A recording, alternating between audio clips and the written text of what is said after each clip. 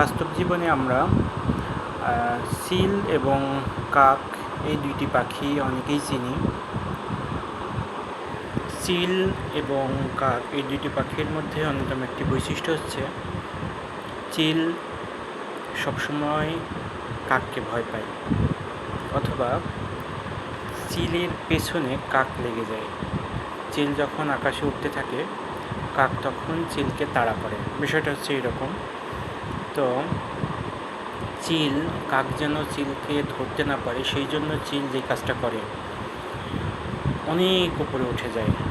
অনেক উপরে ওঠার সময় আমরা অনেকেই জানি আকাশে যত উপরে ওঠা যায় অক্সিজেনের মাত্রাটা তত কমতে থাকে। তো চিল এমন একটি প্রাণী যে অক্সিজেনের মাত্রা কম হইলেও সে শ্বাস প্রশ্বাস ঠিকমতো গ্রহণ করতে পারে।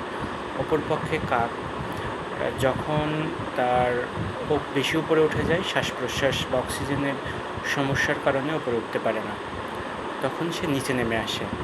এভাবে চিল কাকের থেকে দূরে চলে যায়, বা কাক কখনো চিলকে নিচে নামানোর জন্য চেষ্টা করলে সেটা পারে না। তো আমাদের বাস্তব জীবনেও তাই।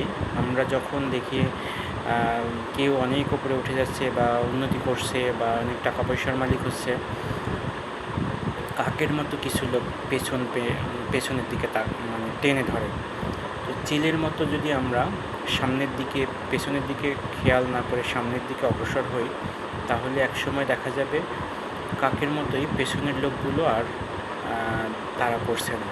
একসময় তারা আপনি অক্সিজেনের অভাবের মতো বিভিন্ন ধরনের সমস্যায় জর্জরিত হওয়ার কারণে আপনার পিছু ছেড়ে দেবে। তো আমরা চিল থেকে বা কাক থেকে বাস্তব জীবনে এই অভিজ্ঞতাটা অর্জন করতে পারি। ধন্যবাদ সবাইকে।